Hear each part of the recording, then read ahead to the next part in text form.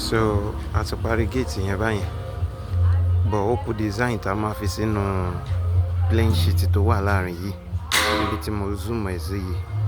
So tá a bá ti jó design yẹn kàn dẹ̀ paint ló kù báyẹn. So after painting ká deliver ló kù. Àwọn accessories ẹ̀ náà ti wà nílẹ̀ tá a máa fi lọ install rẹ̀ níbi tí wọ́n ti ní. So ó ti parí báyẹn.